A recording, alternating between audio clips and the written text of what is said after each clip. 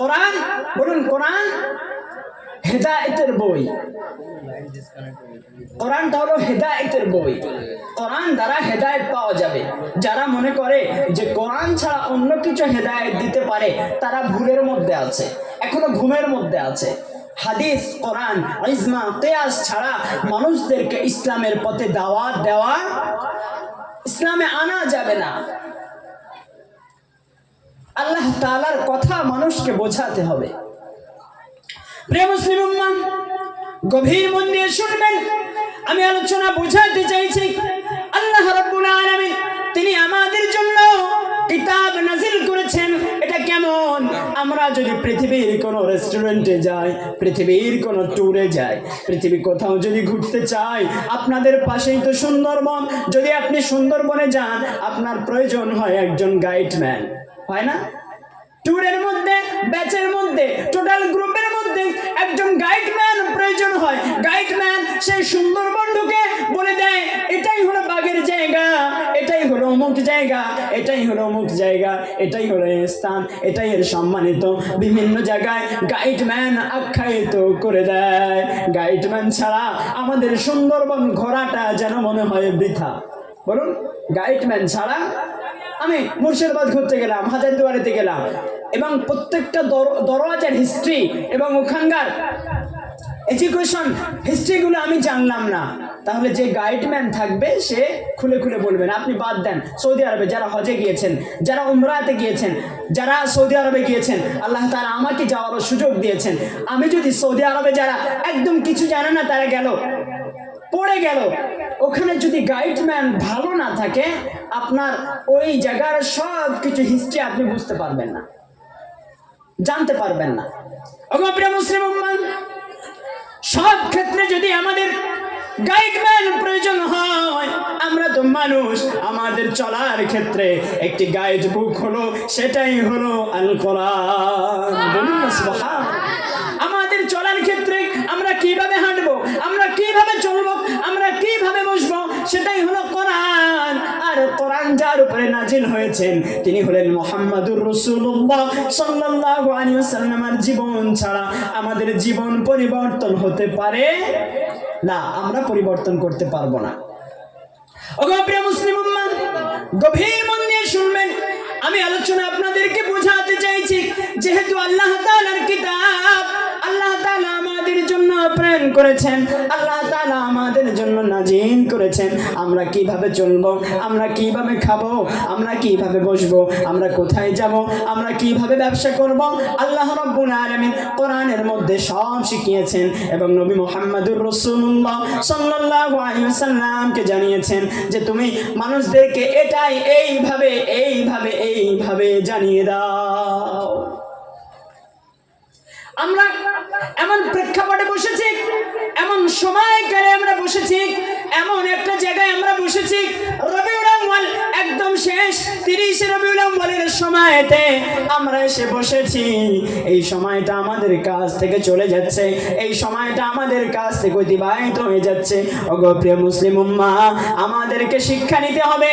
আল্লাহ যে আমাদেরকে সৃষ্টি করেছেন, আল্লাহ যে আমরা যারা এই জায়গায় বসে আছি, আল্লাহ তাআলা আমাদেরকে কে সৃষ্টি করেছেন? বলুন, আমাদেরকে সৃষ্টি করেছেন, আমাদেরকে সৃষ্টি করেছেন আল্লাহ তাআলা। এবং সৃষ্টি করেছে, আচ্ছা গরুকে কে সৃষ্টি করেছে?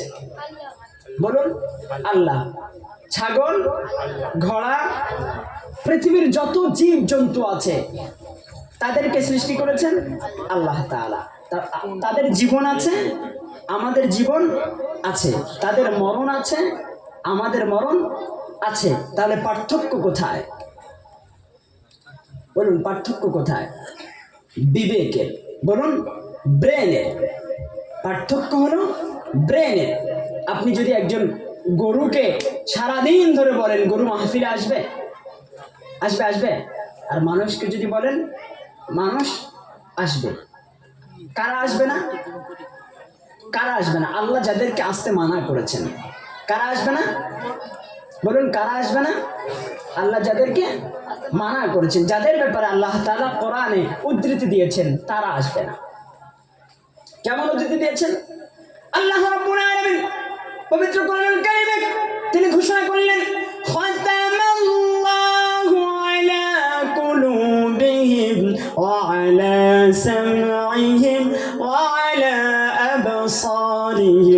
غشاوة ولهم عذاب عظيم আল্লাহ রাব্বুল আলামিন বললেন খতামাল্লাহু আলা কুলুবিহিম খতাম মানে ইসতাম মারা খতাম মানে সিল মোহর মারা আল্লাহ বললেন খতামাল্লাহু আলা কুলুবিহিম আমি আল্লাহ তাদের অন্তরে সিল মোহর মেরেছি আমি আল্লাহ তাদের অন্তরে সিল মোহর মেরেছি আলা কুলুবিহিম তাদের অন্তরে আমি আল্লাহ তাআলা সিল মোহর মেরেছি ওয়া আলা সামিহিম যারা শুনেও শোনে না ওয়া আলা আবসারিহিম যারা দেখে না আচ্ছা বলুন তো যে মানুষগুলো বাইরে ঘুরছে তারা কি শুনতে পায় শুনতে পায় কোরআনে আওয়াজ শুনতে পাচ্ছে তো শুনতে পায় আল্লাহ বললেন আমি আল্লাহ তাদের অন্তরে সিল মোহর মেরেছি যারা শুনেও শোনে না যারা দেখে না আচ্ছা বলুন তো যারা ঘুরছে তারা কি এই জায়গায় মাহফিল হচ্ছে জানে দেখতে পাচ্ছে তারা তো কানা চোখ নেই এমন কি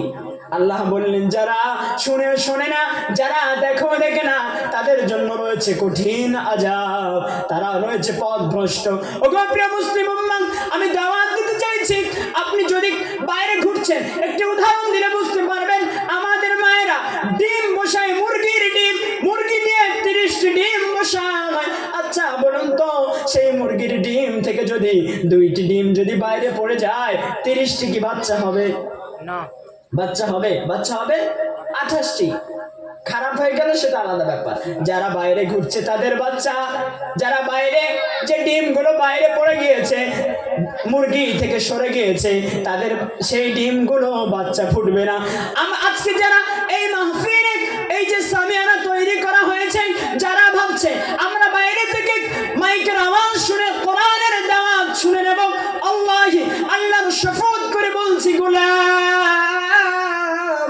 সামান্য মুরগির জায়গা থেকে যদি 2টি ডিম বাইরে চলে গেলে যদি বাচ্চা না হয় আপনারা বাইরে ঘুরে কিভাবে সওয়াব পাবেন বাইরে ঘুরে সওয়াব পাবেন না আমি দাওয়াত করছি আমাদের মতো আল্লাহ রাব্বুল আলামিন যারা বাইরে ঘুরছে তাদের ব্যাপারে বললেন খতামাল্লাহু আলা কুলুবিহিম আমি আল্লাহ তাদের অন্তরে সিল মোহর মেরেছি ওরে ওয়াজিবুর রহমান পৃথিবীর যদি বড় বড় আলেমদেরকে এই জায়গায় বসিয়ে দাও কারণ আমি আল্লাহ তো তাদের বিপক্ষে তারা কখনো কোরআনের দাওয়াত শুনবে না আল্লাহ তাদের বিপক্ষে তাহলে শুনবে কারা আল্লাহ যাদের পক্ষে আল্লাহ যাদেরকে ভালোবাসে আর যারা আল্লাহকে ভয়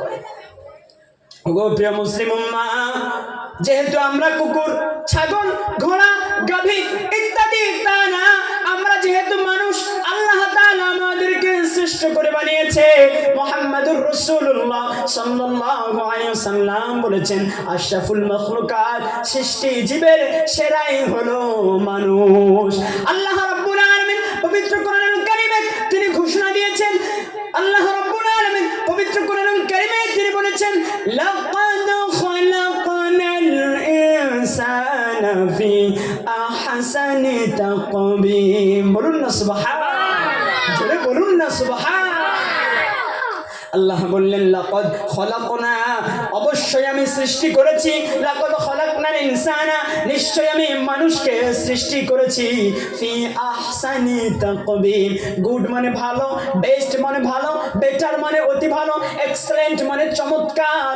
আল্লাহ রাব্বুল আলামিন বললেন হুসনুন মানে সুন্দর আর আহসান মানে অতি সুন্দর আল্লাহ রাব্বুল আলামিন বললেন ফি আহসানি তাকবীম আমি আল্লাহ তাআলা মানুষকে অতি সুন্দর করে বানিয়েছি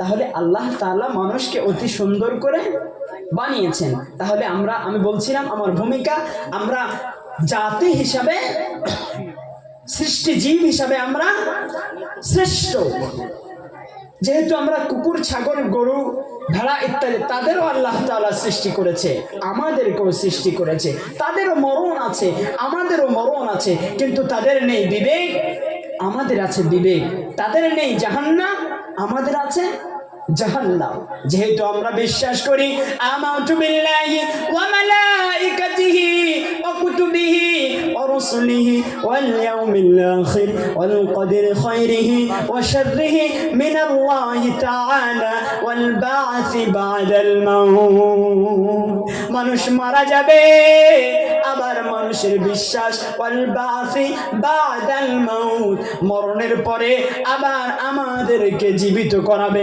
আল্লাহ রাব্বুল আলামিন জীবিত করে প্রশ্ন করবে আল্লাহ রাব্বুল আলামিন বলবেন ইকরা কিতাবাক কাফা বিনাফসিকা আল-ইয়াওমা আলাইকা হাসিবা পড়ো তোমার জীবন চরিত্র সোনাখালীর বাজারে সোনাখালীর জমিনে 2024 30 রবিউল আউয়াল কোরআনের দাওয়াত চলছিল আর কোরআনের দাওয়াত ছাড়া তুমি গল্পতে ব্যস্ত ছিলে তুমি আনন্দ উল্লাসে ব্যস্ত ছিলে কোরআন ছাড়া তুমি দূরে সরে ছিলে আল্লাহ বলবেন ইকরা কিতাবাক পড়ো তোমার নিজের জীবন কিতাবকে কাফা বিনাফসিকা আল-ইয়াওমা আলাইকা হাসিবা কিয়ামতের ময়দানে আল্লাহ বলবে পড়ো তোমার জীবন চরিত্র পড়ো তুমি 40 বছর সময় পেয়েছো তুমি 30 বছর সময় পেয়েছো তুমি 25 বছর সময় পেয়েছো তুমি 50 বছর সময় পেয়েছো তোমার 50 বছরের জীবনটা আমি বাদ দিলাম 39 বছর 364 দিন 15 ঘন্টা বাদ দিলাম মাত্র কোরআনের দাওয়াত কোরআনের মাহফিল নবীর জীবন চরিত্র মিলাদুন নবী হচ্ছিল মাত্র 2 ঘন্টার হিসাব দাও আচ্ছা বলুন তো আমরা কি 2 ঘন্টার হিসাব দিতে পারবো 2 ঘন্টার হিসাব আমাদের দেওয়া সম্ভব নয় আমরা আল্লাহ তাআলার কাছে হিসাব দিতে পারবো না আমরা যারা বসে আছি তারাই সফলতা পাবো আর আমরা যারা বাইরে ঘোরাফেরা করছি আমরা কিন্তু সফলতা পাবো না আমি যদি পরীক্ষার ফলাফলে যদি আমি না লিখি 3 ঘন্টা সময় যদি আমি নষ্ট করে দিই 3 ঘন্টায় যদি আমি কিছু না লিখি তাহলে আমার রেজাল্ট আসবে 0 রেজাল্ট আসবে 0 আমি যেহেতু কিছু লিখি নেই তাই বলছি গোলাম 50,000 টাকা ব্যয় করে উলামায়ে কেরামদেরকে নিয়ে বিরানির ব্যবস্থা করে মানুষদেরকে কোরআনের দাওয়াত শোনানোর জন্য এই ইন্তজাম আর আমরা যদি বাইরে ঘুরে ঘুরে সময় নষ্ট করে দিই তাহলে আমাদের ফলাফল কি হবে বলুন ফলাফল 0 আমাদের আর কোনো উত্তর থাকবে না আমরা চাইলে আর কেউ উত্তর দিতে পারবো না কেউ আর উত্তর দিতে পারবো না তাহলে আমাদের পরিবর্তনশীল হতে হবে প্রকৃতির সিস্টেমকে চেঞ্জ করতে হবে আমাদের কোনো নির্ধারিত সময় নেই কোনো নির্ধারিত পন্থা নেই চাইলে এক্ষুনি হয়তো মরে যেতে পারি যদি আমি এক্ষুনি মরে যাই আমার হিসাব হবে যে 39 বছর 364 দিন আমার নামাজ কাজা আমার হিসাব হবে আজকের মানুষের সঙ্গে খারাপ ব্যবহার করেছি আমার হিসাব হবে একটু আগে মিথ্যা বলেছি আমার হিসাব হবে একটু আগে হক নষ্ট করেছি আমাদের কোনো নির্ধারিত সময় নেই যেহেতু আমরা বিশ্বাসী আল-বাসি বাদাল মাউত মরণের পরে আবার আমাদেরকে জীবিত করতে হবে ওগো বন্ধু আমি আপনাদেরকে বোঝাতে চাইছি এই নবী দিবসের মাহফিল যদি আমরা 1000 মাহফিল শুনি আর সুবহানাল্লাহ আলহামদুলিল্লাহ বলে যদি আমরা চলে যাই আমাদের কোনো ফায়দা হবে না আমি বলবো এবং আপনারা শুনবেন উভয়কে বলা এবং শোনা আমল করার চেষ্টা করতে হবে বলুন বলা এবং শোনা আমল করার চেষ্টা করতে হবে আমি যে বললাম এবং মানলাম না আল্লাহ রাব্বুল আলামিন আমার ব্যাপারে বলেছেন সূরাতুস সাফ তাকুলুনা মা লা তাফআলুন তা তোমরা কেন বলো যা তোমরা নিজেই করো না কাবরান মাকতান ইনদাল্লাহি তাকুলুনা ইলা আখিরিল আয়াত আল্লাহ রাব্বুল আলামিন বললেন এই রূপ ব্যক্তি জঘন্য অসন্তুষ্টজনক এবং ঘৃণিত মানুষদেরকে যারা প্রচার করে এবং সে নিজেই আমল করে না ওগো প্রিয় বন্ধু আজকে আমি স্টেজে বসে বড় বড় কথা বলছি মানে আমি ভালো না না না না না আমি যে কথা বলছি সেই কথার প্রতি যদি আমার আমল না থাকে তাহলে আমিও যারা বাইরে ঘুরছে তাদের মতো। বলুন, যারা বাইরে ঘুরছে তাদের মতো যদি আমার আমল না থাকে, আমি যে কথা বলবো যদি সে কথা যদি মেনে না নিই তাহলে আমিও যারা বাইরে ঘুরছে তাদের মতো। একদিন নবী মুহাম্মদুর রাসূলুল্লাহ সাল্লাল্লাহু আলাইহি ওয়াসাল্লাম বসে আছেন। কথাটি আপনারা সবাই জানেন, কথাটি আপনারা সবাই জানেন, আমি একটু বোঝানোর জন্য বলছি। আল্লাহর হাবিব বসে আছেন, ঠিক সেই মুহূর্তে একজন রমণী আসলেন, এসে বললেন, ইয়া রাসূলুল্লাহ, আমার সন্তানকে একটু নসিহত করে দেন, সে অত্যাধিক মিষ্টি খায়, সে অনেক মিষ্টি খায়, ইয়া রাসূলুল্লাহ আপনি তাকে একটু নিষেধ করে দেন। আল্লাহর হাবিব বললেন, মা 3 দিন পরে আসুন। মেয়েটি চলে গেলেন, 3 দিন পরে আসলেন। আল্লাহর হাবিব এর সামনে আবার মহিলাটি বললেন, ইয়া রাসূলুল্লাহ আপনি 3 দিন পরে আসতে বললেন, সেজন্যই আসলাম। সেই সময় আল্লাহর হাবিব বললেন, বাবা মিষ্টি কম খেও। মেয়েটি অবাক হয়ে গেলেন, ইয়া রাসূলুল্লাহ আপনি তো চাইলে এই কথাটি তো 3 দিন আগে বলতে পারতেন যে বাবা মিষ্টি কম খেও। আল্লাহর হাবিব বললেন, মা আমিও মিষ্টি খেতাম, সেজন্যই আমি নিজে মিষ্টি খাওয়াটা কম করেছি, তারপরে তাকে নসিহত করেছি। বলুন না সুবহানাল্লাহ। কি নবী ছিলেন আমাদের, তার ব্যবহার। তিনি বলছেন আমিও কম খেতাম, আমিও কম করেছি, তারপর তাকে উপদেশ দিয়েছি। মাইক পেলাম, বড় বড় কথা বলে দিলাম এবং নিজে আমল করলাম না। আল্লাহ বললেন, কাবারান মাকতান, এইরূপ মানব জঘন্য অসন্তুষ্টজনক ইনদাল্লাহি, আল্লাহর নিকট, যা মানুষকে প্রচার করে এবং সে নিজেই আমল করে না। ইসলাম হলো সহজ বিষয়, ইসলাম কোনো কঠিন ধর্ম নয়, পৃথিবীর এমন কোন ধর্ম নেই ইসলামের মতো সহজ, এমন কোন ধর্ম নেই। যদি আমি ইংরেজিতে বলি, ইংরেজি বাক্য Islam is a page for religion in the world, এই পৃথিবীর মধ্যে শ্রেষ্ঠ ধর্ম হলো, এই পৃথিবীর মধ্যে শান্তিপূর্ণ ধর্ম হলো পেজফুল, মানে শান্তিপূর্ণ। এই পৃথিবীর মধ্যে শান্তিপূর্ণ ধর্মই হলো ইসলাম। ইসলাম কারোর ব্যাপারে প্রধানের জন্য বিচার আলাদা, সাধারণ জনগণের জন্য বিচার আলাদা, শিক্ষামন্ত্রীর জন্য বিচার আলাদা, মুখ্যমন্ত্রীর জন্য বিচার আলাদা।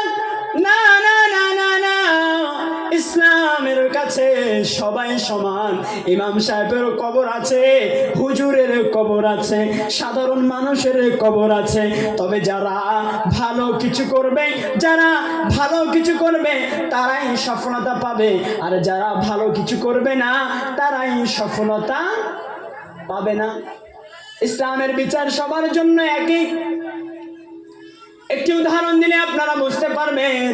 খলিফাতুল মুসলিমিন হযরত ওমর ফারুক রাদিয়াল্লাহু তাআলা আনহু, তিনি জুমার দিনে মানুষদেরকে দাওয়াত দিচ্ছেন, জুমার দিনে খুতবা দিচ্ছেন।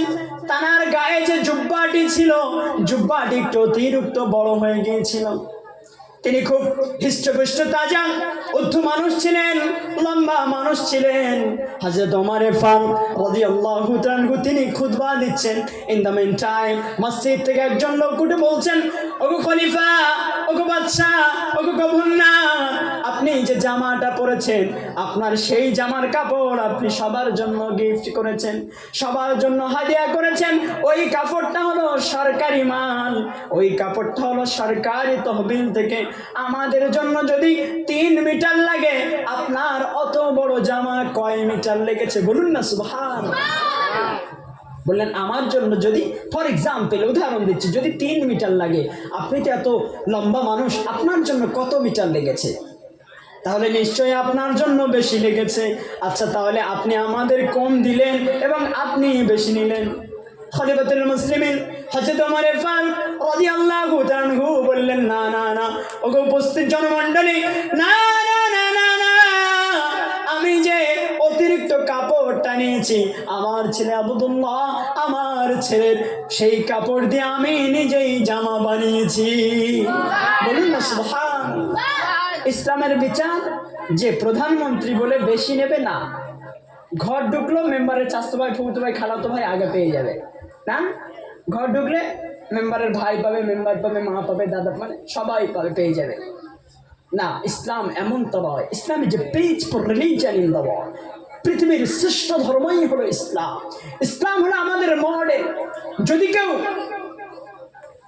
দেশ চালাতে চায়, সে যদি কোরআন পড়ে, সে যদি খলিফাতুল মুসলিমিন হযরত ওমর ফারুকের জীবনী পড়ে, তার দ্বারায় দেশ নিয়ন্ত্রণ থাকবে, তার দ্বারায় দেশ সুরক্ষিত থাকবে, তার দ্বারায় জনগণ সুরক্ষিত থাকবে। ইসলাম এমন এক ব্যাপার, ইসলামের কাছে বিচার সবার জন্য একই। আপনি চাইলে বেশি কারোর বিচার করতে পারবেন না, কারণ ইসলামপন্থীরা তারা বিশ্বাস করে পরকাল। এই পৃথিবী যদি আমি কিছু করি, আমার পরকালও আবার আমাকে পেতে হবে। যদি আল্লাহ তাআলা আমাকে ক্ষমা করে সেটা আলাদা ব্যাপার।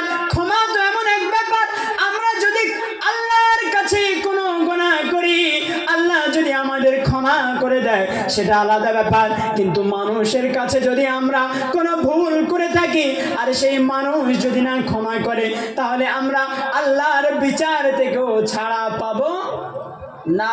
আগে মানুষকে, তাই বলছি জাতিরে, গভীর সময়তে সময় নষ্ট করতে চাইছি না, আমি বোঝাতে চাইছি আমরা যেহেতু নবী পাকের জীবনী শুনতে এই জায়গায় বসেছি, তাহলে আমাদের থিম যারা প্রয়োজন, আমরা নবীর জীবনী শোনার ক্ষেত্রে আমাদের অবস্থান কি, আমাদের প্রেক্ষাপট কি। আমরা তো মানুষ, আমাদের ব্যবহার যেন গরু ছাগল ভেড়া কুকুরের মতো না হয়ে যায়। আমরা মানুষ, আমাদের ব্যবহার যেন মানুষের মতো হয়ে যায়। যেহেতু আমরা সৃষ্টি জীব হিসাবে শ্রেষ্ঠ, যেহেতু আমরা ধর্ম হিসাবে শ্রেষ্ঠ, ইংরেজি বাক্য বললাম ইসলামী যে peaceful religion in the world, পৃথিবীর মধ্যে শ্রেষ্ঠ এই ধর্ম হলো ইসলাম। আর আল্লাহ বললেন ইন্নাদ-দীনা ইনদাল্লাহিল ইসলাম, নিশ্চয়ই আমার কাছে মনোনীত ধর্মই হলো ইসলাম। আল্লাহর কাছে মনোনীত ধর্ম ইসলাম, আল্লাহর কাছে মনোনীত ধর্ম হলোই ইসলাম। তাহলে আমরা সৃষ্টি জীব হিসাবে শ্রেষ্ঠ, আমরা জাতি হিসাবে আমরা যে ধর্ম পেয়েছি ধর্ম হিসাবে শ্রেষ্ঠ। আচ্ছা বলুন তো বাবা, আপনি কি আল্লাহর কাছে দোয়া করেছেন, ওগো আল্লাহ আমাকে মুসলমান বানান? করেছেন? করেছেন? করেছেন না? আপনি দোয়া করেন নাই। আল্লাহ তাআলা আপনাকে খুশি করে, আপনাকে ভালোবেসে মুসলমান বানিয়েছেন, ভালোবেসে মুসলমান বানিয়েছেন। আমরা কোনো দোয়া করি নাই। আপনি কি দোয়া করেছেন, ওগো আল্লাহ আমাকে শেষ নবীর উম্মত করে পাঠান? না না না, এমন দোয়া আপনিও করেন নাই, এমন দোয়া আপনিও করেন নাই। আল্লাহ তাআলা আমাদেরকে ভালোবেসে শেষ নবীর উম্মত করে পাঠিয়েছেন। ওগো প্রিয় মুসলিম উম্মাহ, আমাদের নসিব ভালো, আমাদের কপাল ভালো। যদি আমরা সঠিকভাবে চলতে পারি তাহলে আমাদের সফলতা আসে, আর যদি আমরা সঠিকভাবে না চলতে পারি আমাদের জন্য মহা কষ্ট রয়েছে। যেমনটাই আল্লাহর হাবিব সাল্লাল্লাহু আলাইহি ওয়াসাল্লামের সময়কালে, আল্লাহর হাবিব সাল্লাল্লাহু আলাইহি ওয়াসাল্লামের সময়কালে যদি মহিলা জন্মগ্রহণ করত, আমাদের মেয়েরা বাইরে ঘোরাফেরা করছে, আমাদের মেয়েরা চলাফেরা করছে, আমাদের মেয়েরা বাজারে যাচ্ছে, আমাদের বর্তমান এই দেশের শিক্ষামন্ত্রী হলো একজন মহিলা, মেয়েদের কেমন সম্মান আল্লাহর হাবিব সাল্লাল্লাহু আলাইহি ওয়াসাল্লাম দিয়েছেন, আমি আপনাদেরকে বোঝাতে চাইছি। আল্লাহর হাবিবের সময়কালে যদি মেয়েরা জন্মগ্রহণ করত আয়ামে জাহিলিয়াতের পিরিয়ডে, আল্লাহর হাবিবের আগে যদি পৃথিবীতে কোনো মেয়ে জন্মগ্রহণ করত, আপনারা যারা হজে গিয়েছেন দেখবেন মক্কা শরীফে একটি কবরস্থান রয়েছে, যে কবরটা জীবিত কবরস্থান হিসাবে আখ্যায়িত রয়েছে, যে কবরটা জীবিত কবরস্থান হিসাবে পরিচিত আছে। জীবিত কবরস্থান, বুঝতে পারছেন? জীবিত মানে জ্যান্ত কবর দেওয়া হয়, মরে গেলে কবর না, জ্যান্ত যারা জীবিত তাদেরকে কবর দেয়। এখনো মক্কা শরীফে এখনো আছে জীবিত কবরস্থান। কাদেরকে কবর দেওয়া হতো? আয়ামে জাহিলিয়াতের সময় যদি মেয়ে ছেলে হয়ে জন্মগ্রহণ করত, তারা তাদেরকে জীবিত কবর দিয়ে দিত। বলুন না নাউযুবিল্লাহ। আচ্ছা সৃষ্টি করেছেন কে বলুন? আচ্ছা বলুন তো, এই সময় অনেক ছেলে রয়েছে, যদি স্ত্রীর প্রথম মেয়ে হয়, নাখুশ থাকে দ্বিতীয় মেয়ে হয় নাখুশ থাকে, আবার ছেলের আশায় আবার গর্ভবতী হলো, তৃতীয় মেয়ে আছে, এমন গল্প রয়েছে তাদেরকে ডিভোর্স করে দিয়েছে। নেই যে পর পর 3টে মেয়ে আমি কি করব, ডিভোর্স। আল্লাহর হাবিব নারী জাতি কেমন সম্মান দিয়েছেন। আল্লাহর হাবিবের সময়কালে একজন বাচ্চা আছেন, একজন আল্লাহর হাবিবের অপরিবর্তে একজন সাহাবী মসজিদে বসে অঝর নয়নে কাঁদছেন। আল্লাহর হাবিব সাল্লাল্লাহু আলাইহি ওয়াসাল্লাম সাহাবীর কাছে এসে বললেন, ওগো আমার সাহাবী, তুমি কেন এত পরিমাণ কান্না কাঁদো? তোমার কান্নার কারণ কি? তুমি কোন কারণে কাঁদো? তোমার কান্নার হেতু জানতে চাই। সেই সময় সাহাবীটি বলল, ইয়া রাসূলুল্লাহ, আমি এমন গুনাহ করেছি যে গুনাহর বর্ণনা আমি আপনার সামনে দিতে পারবো না। আল্লাহ হয়তো আমার সব গুনাহ মাফ করেছে, সেই গুনাহ হয়তো মাফ করেন নাই। আল্লাহ হাবিব বললেন, ওগো সাহাবী, বলো তোমার কান্নার কারণ কি? এমন কি গুনাহ যার জন্য তুমি এত পরিমাণ কান্না কাঁদো? সেই সময় আল্লাহর নবীর সাহাবী তিনি বলছেন, ইয়া রাসূলুল্লাহ, ইয়া হাবিবাল্লাহ, ইয়া নবী আল্লাহ, আমি তখন ইসলাম ধর্ম গ্রহণ করি নাই। তখন কি সে ইসলাম গ্রহণ করেন নাই, মানে ইসলাম গ্রহণ করার আগে কাফের ইহুদি নাসারা ছিল। ইসলাম ধর্ম গ্রহণ করার আগে বলছি, ইয়া রাসূলুল্লাহ, আমি তখন ইসলাম ধর্ম গ্রহণ করি নাই। ইয়া হাবিবাল্লাহ, আমার স্ত্রীর গর্ভে বাচ্চা আসলো। ইয়া রাসূলুল্লাহ, বাচ্চা পৃথিবীতে ভূমিষ্ঠ হলো। সেই বাচ্চাটি ছিল একজন মহিলা, শিশু নারী, শিশু কন্যা সন্তান ভূমিষ্ঠ হলো। ইয়া রাসূলুল্লাহ, আমি রাগে রাগান্বিত, যেহেতু প্রথা অনুযায়ী পৃথিবীতে নারী জন্মগ্রহণ করলে তাদেরকে জীবিত কবর দেওয়া হবে। ইয়া রাসূলুল্লাহ, আমি তার মাকে বললাম, সেই বাচ্চাটিকে আমাকে দাও। বাচ্চাটি হাঁটতে শিখেছে, সুন্দরভাবে তাকে ভালো কিছু পোশাক পরিয়ে নিলাম। ইয়া রাসূলুল্লাহ, পোশাকটি পরিয়ে পাহাড়ের চূড়াতে উঠে যাচ্ছি। ইয়া হাবিবাল্লাহ, আমার বাচ্চাটি বললেন, আব্বা, এই প্রখর রোদে, এই শীতের সময়, এই প্রখর রোদে, উত্তপ্ত বালিতে আপনি কেন এত কষ্ট করছেন? আব্বা, কেন আপনি পাহাড়ের চূড়ায় উঠছেন? আব্বা, হেতু কি? ইয়া রাসূলুল্লাহ, আমার মেয়ে আমাকে বারবার বলছে, আমি তার কথাতে কর্ণপাত করি না। ইয়া রাসূলুল্লাহ, আমার মেয়েকে নিয়ে আমি পাহাড়ের চূড়ায় উঠে গেলাম। ইয়া রাসূলুল্লাহ, আমার মেয়েকে খেলা করতে দিলাম এবং আমি একটি গর্ত খনন করতে শুরু করলাম। পাহাড় কেটে কেটে গর্ত খনন করছি। আমার ছোট্ট সুন্দরী মেয়ে, আমার ছোট্ট ফুটফুটে মেয়ে দূর থেকে ছুটে এসে আমার শরীরের ঘাম মুছিয়ে দেয়। ইয়া রাসূলুল্লাহ, আমার ঘাম মুছিয়ে দেয়, বলে, আব্বা, এই উত্তপ্ত বালিতে, এই প্রখর রোদে আপনি কেন গর্ত খনন করছেন? আব্বা, গর্ত খনন করা ছেড়ে দেন। ইয়া রাসূলুল্লাহ, আমার সন্তান আমার জন্য মায়া করে, আমার জন্য ভালোবাসা দেখায়, আমার জন্য উদারতা দেখায়। আমি এমন নিষ্ঠুর পিতা, তবু আমার অন্তরে মায়া আসে না, তবু আমার কিছু মনে হয় না, তবু আমি কিছু ভাবি না। ইয়া রাসূলুল্লাহ, গর্ত খনন করা শেষ হয়ে গেল। আমার ছোট্ট বাচ্চা খেলা করছিল। আমি ডাক দিলাম, মা, দেখো গর্তের মধ্যে কি পাওয়া যায়, দেখো গর্তের মধ্যে কি দেখা যায়।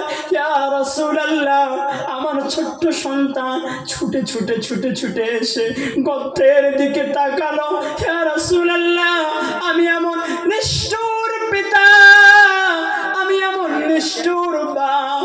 ইয়া রাসূলুল্লাহ, পিছন থেকে আমার ছোট্ট কন্যা সন্তানকে ধাক্কা দিয়ে গর্ততে ফেলে দিলাম।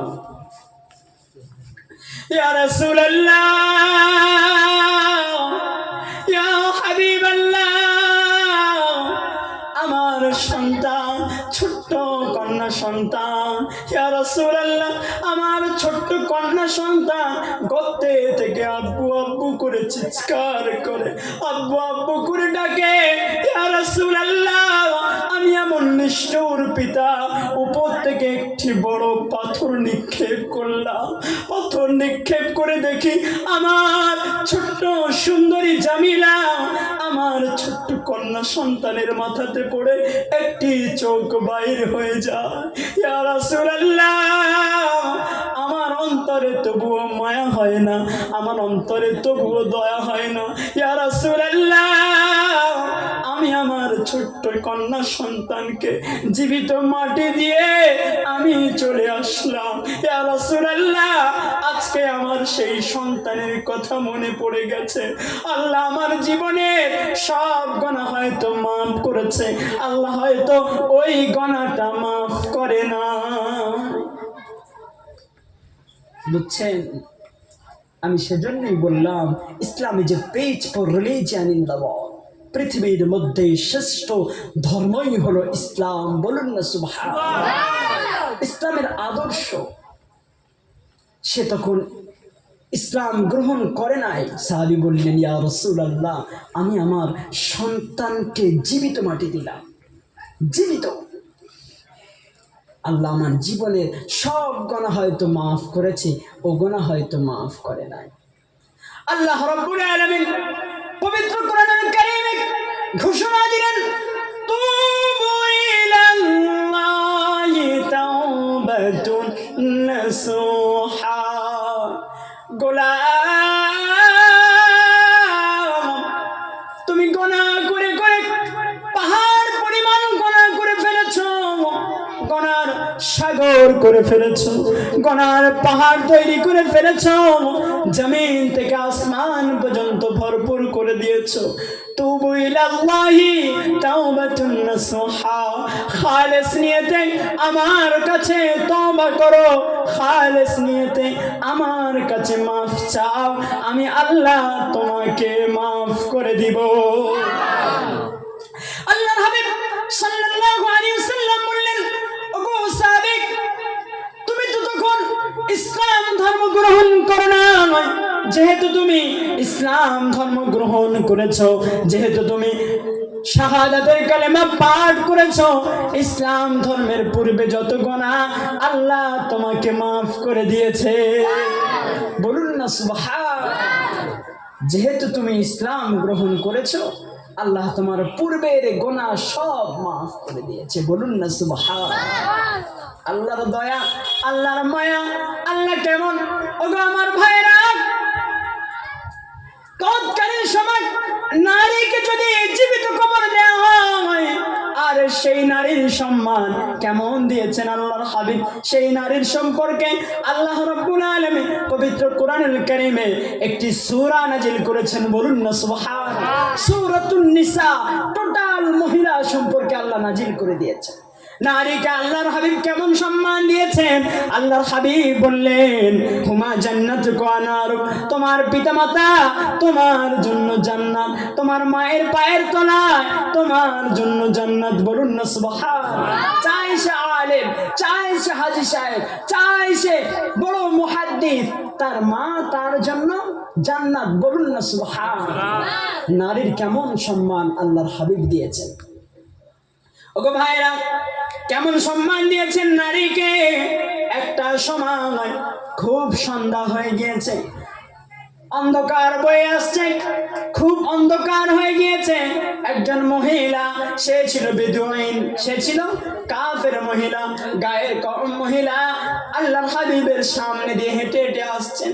আল্লাহর হাবিবের কাছে এসে বলছেন ইয়া রাসূলুল্লাহ অনেক সন্ধ্যা হয়ে গিয়েছে, এই পাহাড়ে আমি একা যেতে পারবো না, আমার ভয় পাবে। ইয়া রাসূলুল্লাহ আমি কিভাবে যাব? আল্লাহর হাবিব সাল্লাল্লাহু আলাইহি ওয়াসাল্লাম দুইজন সাহাবীকে সেটিং করে দিয়েছে। বলুন না সুবহানাল্লাহ। আচ্ছা, যদি আমাদের শত্রু এসে আমাদের কাছে সাহায্য চায়, সাহায্য করবেন? বলুন, সাহায্য করবেন? শত্রুকে কেউ সাহায্য করে? তো যে আল্লাহকে মানে না সে কার শত্রু? বলুন বলুন। আমাদের শত্রু। আল্লাহকে মানে না মানে আমাদের শত্রু। আল্লাহর হাবিবের কাছে সাহায্য চাইছেন, ইয়া রাসূলুল্লাহ খুব সন্ধ্যা হয়ে গিয়েছে, আমি ওই জায়গাতে যেতে পারবো না। আল্লাহর হাবিব সেই মহিলার জন্য 2 জন সাহাবী ঠিক করে দিয়েছে, যাও তাকে তার গন্তব্য স্থানে দিয়ে এসো। ইসলামের ব্যবহার কেমন, ইসলামের রীতিনীতি কেমন, ইসলামের হুকুম কেমন। মহিলাটি গভীর রাতে অন্ধকার আচ্ছন্নতে হেঁটে হেঁটে হেঁটে হেঁটে যাচ্ছে, আর 2 জন যুবক পিছনে হেঁটে হেঁটে যাচ্ছে। বলুন না সুবহানাল্লাহ। আরজিকরের ঘটনা শুনেছেন? আরজিকরের ঘটনা? একজন ডাক্তারকে ধর্ষণ করে মেরে দিয়েছে পাপীরা, যারা পশুত্ব দিন যাদের অন্তরে লালন করে। আরজিকর একজন ডাক্তারকে ধর্ষণ করে সারা জীবনের মতো পৃথিবী থেকে বিদায় করে দিয়েছে। কেমন কেমন তাদের মনুষ্যত্ব, তারা কি ইসলামের ভাবমূর্তি কেমন। গভীর রাতে মহিলা এসে সাহায্য চাইলেন, ইয়া রাসূলুল্লাহ আমি যাব, আমার যাওয়ার ব্যবস্থা করে দেন। 2 জন সাহাবী নিযুক্ত করে দিলেন। 2 জন সাহাবী আল্লাহর হাবিবের কথা অনুযায়ী সেই মহিলাটিকে আগাতে যাচ্ছে। মহিলাটির গন্তব্যস্থানে পৌঁছে দিয়ে এসেছে। পরের দিন সকালে মহিলাটি এসে আল্লাহর হাবিবের কাছে এসে বলছেন, ইয়া রাসূলুল্লাহ, ইয়া হাবিবাল্লাহ, আপনার কেমন ধর্ম আমি জানি না, আপনার কেমন ধর্ম আমি জানি না। গভীর রাতে আমার মতো সুন্দরী মহিলা হেঁটে হেঁটে যাচ্ছে, আপনার 2 জন সহচর, আপনার 2 জন সঙ্গী আমাদের পিছু পিছু দিয়ে দিয়েছেন। ইয়া রাসূলুল্লাহ, আপনি এমন 2 জন মানুষকে পাঠিয়েছেন, তারা একবারও আমার মুখের দিকে তাকায়নি। জোরে বলুন না সুবহানাল্লাহ, নারায়ে তাকবীর। ইয়া রাসূলুল্লাহ, এমন ধর্ম আপনার, 2 জন যুবককে আমার পিছে দিয়েছেন, আমার বাড়ি পর্যন্ত একবারও আমার মুখের দিকে তাকায়নি। ইয়া রাসূলুল্লাহ, এক্ষুনি আমি শাহাদা পাঠ করে মুসলমান হতে চাই। জোরে বলুন না সুবহানাল্লাহ। আর আমাদের পশ্চিমবঙ্গে আরজিকর একজন ডাক্তারকে জাহান্নামের নরকীটরা পশুত্ব লালন করে সুযোগ পেয়ে এমন ভাবে তাকে হত্যা করেছে। ডাক্তার লিখেছে তার জোড়াতে 1.5 মানে 150 গ্রাম বীর্য পেয়েছে। কি মানুষ তারা! আমি দীপ্ত কণ্ঠে তাদের জন্য প্রতিবাদ করতে চাই। ইসলামের ছায়াতলে আসুন। আমাদের প্রফেট মুহাম্মদ সাল্লাল্লাহু আলাইহি ওয়াসাল্লাম তিনি এই শিক্ষা দেন নাই। মহিলাকে এমন সম্মান দিয়েছেন, মহিলা তার পরের দিন এসে শাহাদা পাঠ করে মুসলমান হয়ে গিয়েছে। বলুন না সুবহানাল্লাহ। আমাদের যুবক ভাইয়েরা, আপনাদের মধ্যে যদি এই ব্যবহার থাকে, আমি আহ্বান করছি এই পশুত্ব ব্যবহার অন্তর থেকে তুলে দেন, অন্তর থেকে মুছে দেন। দেখবেন পৃথিবীটাও সফল কাম হবে আর আখিরাতও সফল কাম হবে। বলুন না সুবহানাল্লাহ, বলুন না আল্লাহুম্মা আমিন। মুসলিম উম্মাহ, আমি প্রেক্ষাপট পরিবর্তন করতে চাইছি না। আমি আপনাদেরকে বলেছি আমরা কি কোথা থেকে এসেছি, আমাদের অস্তিত্ব কি, আমাদের কোথায় যেতে হবে, আমাদের এটা নিয়ে আমাদেরকে লালন করতে হবে। আমরা যেহেতু সৃষ্টি জীব হিসাবে শ্রেষ্ঠ, কিয়ামতের ময়দানে আল্লাহ গরুকে প্রশ্ন করবে না, আল্লাহ মানুষকে প্রশ্ন করবে। আমরা যেহেতু জাতি হিসাবে শ্রেষ্ঠ, আমরা যেহেতু কিতাব পেয়েছি কোরআন হিসাবে শ্রেষ্ঠ, যে ধর্ম গ্রন্থ পেয়েছি ধর্ম গ্রন্থ হিসাবে আমরা শ্রেষ্ঠ পেয়েছি। আমরা যে রব পেয়েছি, রব ছাড়া দ্বিতীয় কোন রব নাই। তিনি বললেন কুল হুয়াল্লাহু আহাদুন আল্লাহুস সামাদ লাম ইয়ালিদ ওয়া লাম ইউলাদ ওয়া লাম ইয়াকুল লাহু কুফুয়ান আহাদ। জোরে বলুন সুবহানাল্লাহ।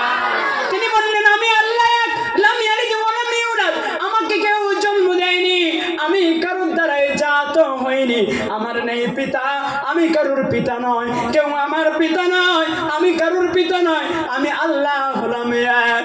আমরা যে রব পেয়েছি, আমরা মাথা নত করবো কার সামনে? আল্লাহর সামনে।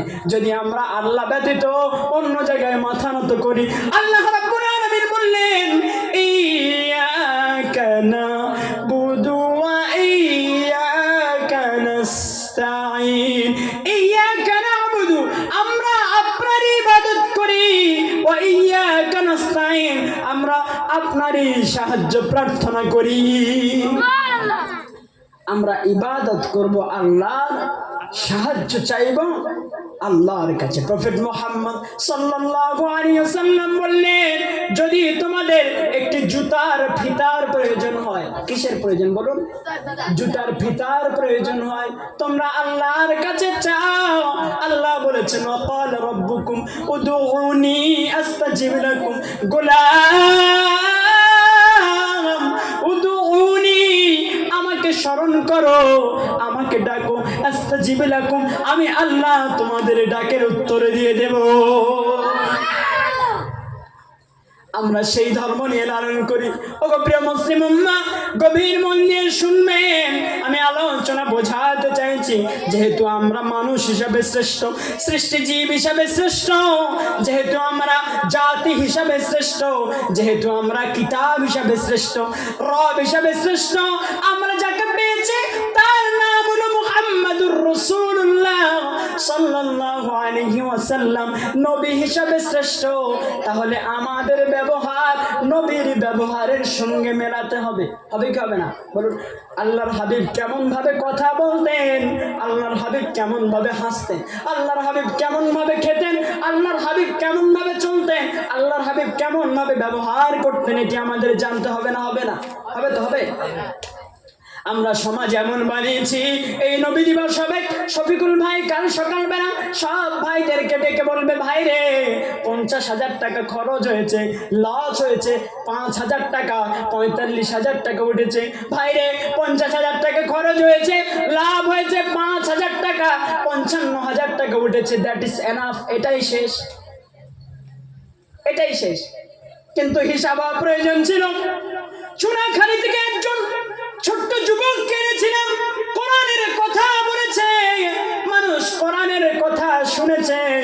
এলাকায় 5 জন মদ খেত, একজনের মদ খাওয়া কমেছে। এলাকায় 10 জন বিড়ি খেত, 2 জনের বিড়ি খাওয়া কমেছে। এলাকায় অধিকাংশ মানুষ বেনামাজি ছিল, ফজরে মসজিদ ভরপুর হয়েছে।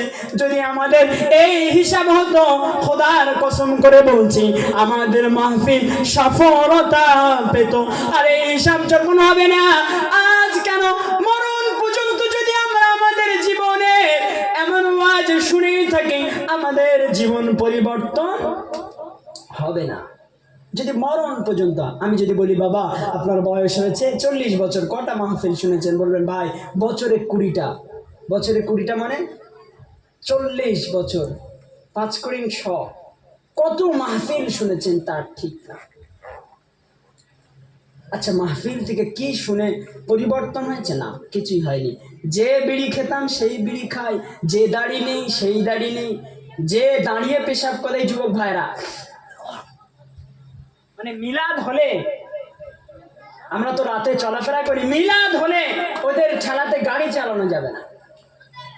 বাইক, কেটিএম, পালসার, এই যে বিভিন্ন R15 বা বুলেট যে গাড়িগুলো উঠেছে, এই গাড়িটা যেন মনে করে ওদের হাতের সুতা। কি মনে করে? হাতের সুতা। ঘুড়ি যেমন টানলে ঘুড়ি, ইচ্ছা মতো গাড়ি, মানে কেমন ভাবে চালালে ওদের শখ মেটে সেইভাবে চালায়। মিলাদ হলে শুধু সারা রাস্তায় রেডি। জীবন কি পরিবর্তন হয়েছে ভাই? মিলাদ হলে বাজারে মেয়েদের ধাক্কা ঠেলা ঠেলি দিয়ে, তাহলে জীবন কি হলো? যদি আমরা মিলাদ দিয়ে আমাদের মেয়েকে যদি আমরা শালীন না বানাতে পারি, হলোটা কি? কেনই বা মিলাদ দিলাম?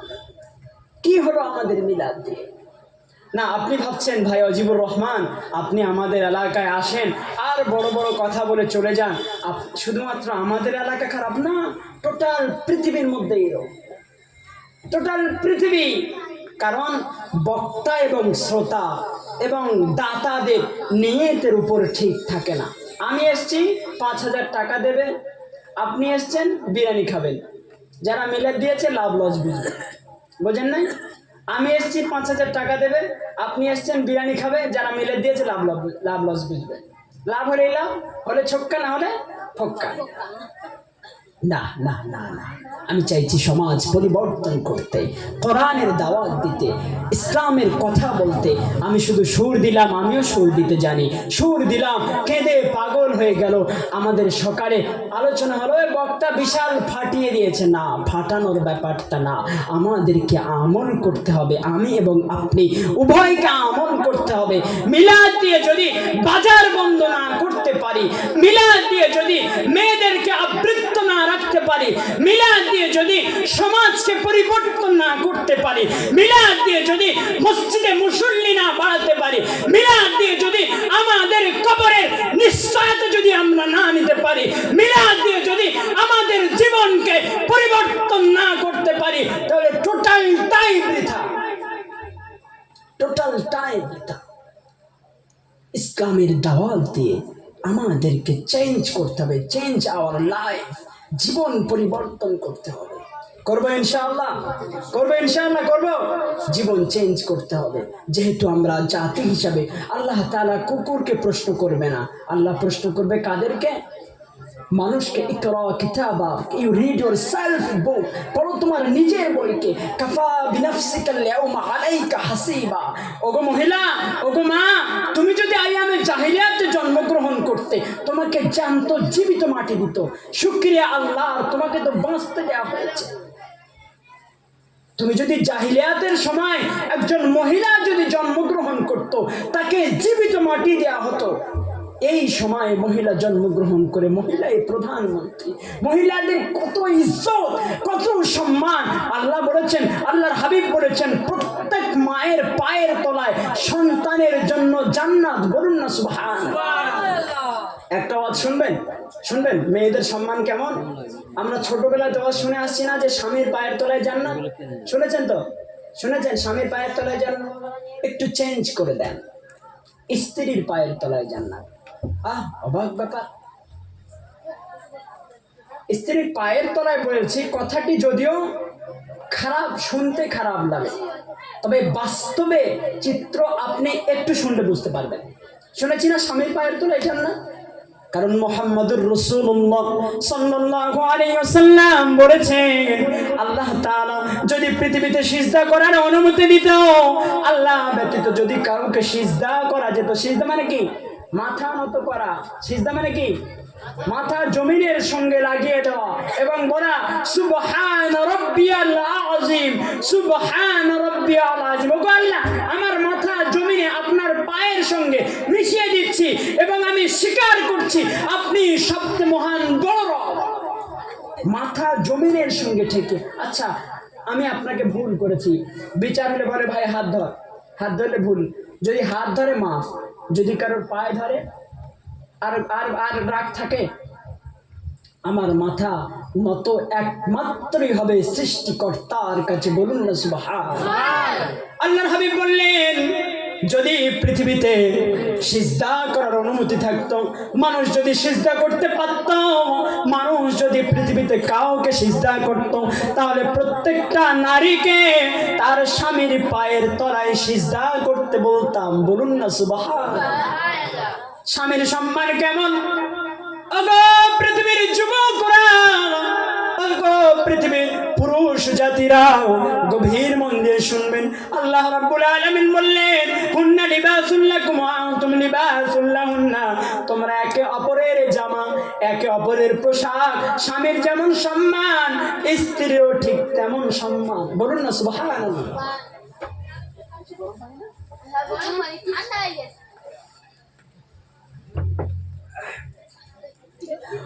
ভাইরা, গভীর মন দিয়ে শুনবেন, আমি আলোচনা বোঝাতে চাইছি।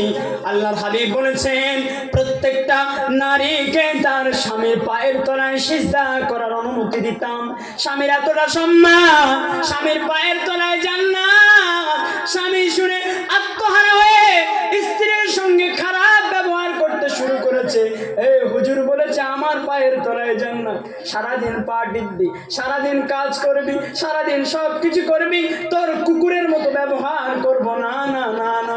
ওগো বন্ধু না, আল্লাহর হাবিবের একজন সাহাবী যার নাম ছিলেন দাইয়াতুল কালবি, আল্লাহর হাবিবের একজন সাহাবী যার নাম ছিল হযরত সাদ ইবনে মুআজ। বলুন কি নাম? হযরত সাদ ইবনে মুআজ রাদিয়াল্লাহু আনহু, আল্লাহর হাবিবের একজন সাহাবী।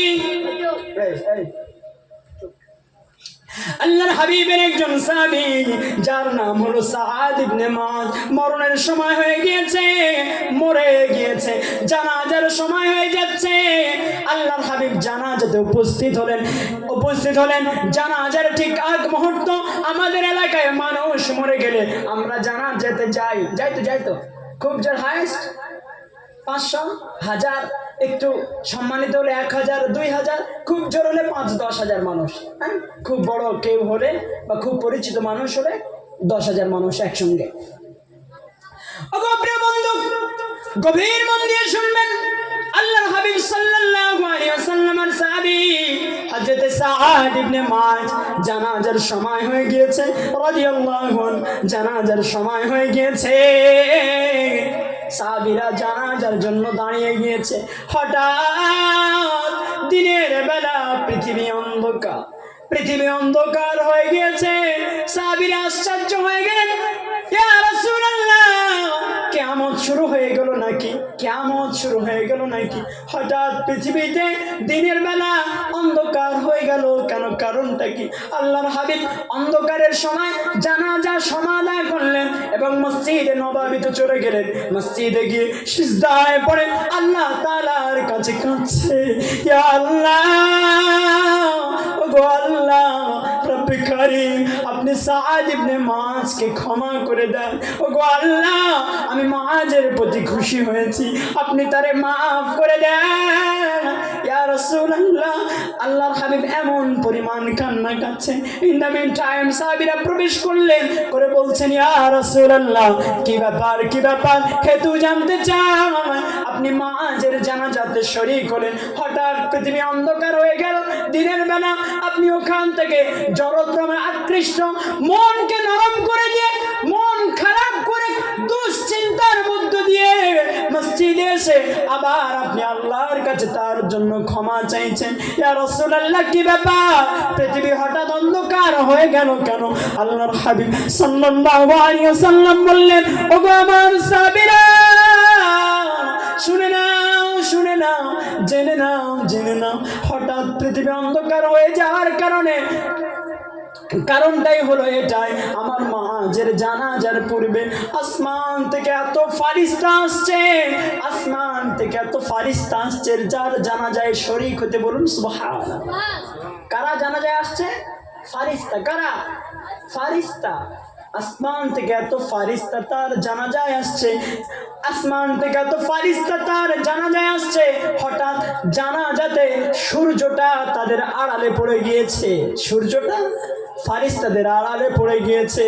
আর সূর্যের আলো পৃথিবীতে পড়ছে না, ফারিস্তাদের পর্দাতে, ফারিস্তাদের দেওয়ালে সূর্যের আলো আর পৃথিবীতে আসছে না। হঠাৎ অন্ধকার হয়ে গেল। আল্লাহর হাবিবের সাহাবীরা বলল, ইয়া রাসূলুল্লাহ, তাহলে তো খুশির ব্যাপার, যার জানা যায় আসমানের ফারিস্তা এসে নামাজ পড়ছে। ইয়া রাসূলুল্লাহ, তাহলে তো খুশির ব্যাপার। আপনি কেন এত পাগল হয়ে গেলেন? আপনি কেন এত অধৈর্য হয়ে গেলেন? আপনি কেন এত রাগান্বিত হয়ে গেলেন? কেন জড়ো হয়ে গিয়ে আল্লাহর কাছে ক্ষমা চাইছেন? ইয়া রাসূলুল্লাহ, তার হেতুটা জানতে চাই।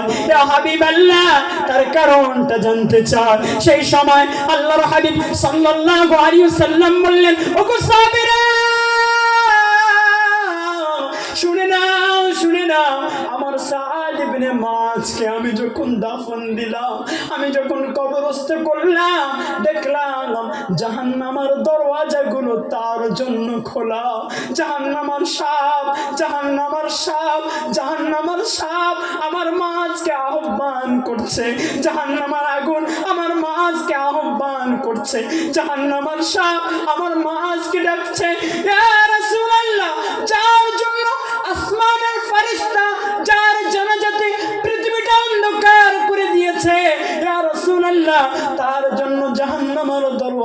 খোলা কেন? তার জন্য জাহান্নামের দরওয়াজা খোলা কেন? ওগো বিশ্ববাসী, ওগো নারী জাতিরা, আপনাদের কেমন সম্মান? ওগো পুরুষ জাতিরা, আপনাদের স্ত্রীদের মেয়েদের কেমন সম্মান? গভীর মন দিয়ে শুনবেন। সেই সময় আল্লাহর হাবিব বললেন, ওগো সাহাবীরা, আমার মাঝের এমন কোনো গণা ছিল না, আমার মাঝের এমন কোনো গণা ছিল না, তবে তার সামান্য পরিমাণ গণা ছিল, সে তার স্ত্রীর সঙ্গে সঠিক হক আদায় করেনি। তার স্ত্রীর সঙ্গে সাদ ইবনে মুআজ, আল্লাহর হাবিবের সাহাবী, তার স্ত্রীর সঙ্গে সঠিক হক আদায় করেনি। সেজন্যই আল্লাহ তাআলার বিচার, তার জন্য জাহান্নামের দরওয়াজা খোলা। আমরা শুনে এসেছি স্বামীর পায়ের তলায় জান্নাত। হ্যাঁ, স্বামীর পায়ের তলায় জান্নাত, তবে স্ত্রী আপনার অর্ধাঙ্গনী, স্ত্রী আপনার পোশাক। স্ত্রীকে যথাযথ মর্যাদা দিতে হবে। স্ত্রীকে বাড়ির চাকর বানাতে পারবেন না, স্ত্রীকে যা ইচ্ছা তাই করতে পারবেন না, স্ত্রীকে চাকরানি খাটাতে পারবেন না। স্ত্রীকে যথাযথ মর্যাদা দিতে হবে, সম্মান দিতে হবে। যদি আমাদের যুবক ভাইরা বউদের একটু ভালোবাসে, তখন বলে বোর ভেড়ো হয়ে গিয়েছে। কি বলবে? বোর ভেড়ো হয়ে গিয়েছে। না না, তবে হ্যাঁ, বউকে ভালোবাসুন, তবে পিতা মাতাকে বাদ না দিয়ে। বউকে ভালোবাসুন, তবে পিতা মাতাকে বাদ না দিয়ে। পিতা মাতাকেও ভালোবাসুন, স্ত্রীকে ভালোবাসুন।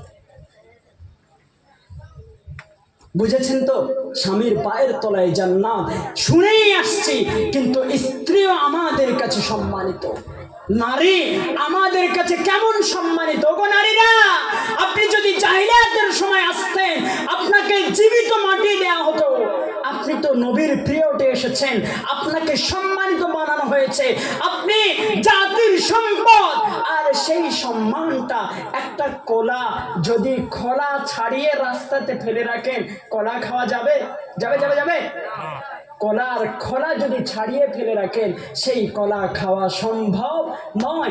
আপনি তো আমাদের মা, আপনি তো সম্মানিত। কেন নিজেকে কলা বানাচ্ছেন? কেন নিজেকে সুন্দর বানাচ্ছেন না? নিজেকে চেঞ্জ করুন, আল্লাহর জন্য প্রস্তুত হন। আল্লাহর হাবিব সাল্লাল্লাহু আলাইহি ওয়াসাল্লাম বললেন, ওগো সাহাবীরা, আমার অবর্তমানে তোমাদের কাছে কি কোনো উত্তম বস্তু রেখে যাব না?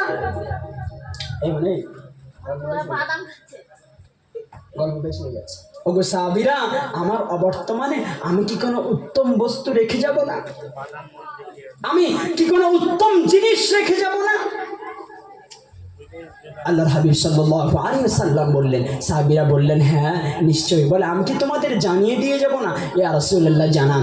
আল্লাহর হাবিব বললেন, আমার অবর্তমানে সব থেকে উত্তম বস্তু হলো, উলামায়ে কেরাম মাওলানারা আছেন, ইমাম সাহেব আছেন, শুনবেন, ইমরাতুস সালিহা। বলুন না সুবহানাল্লাহ।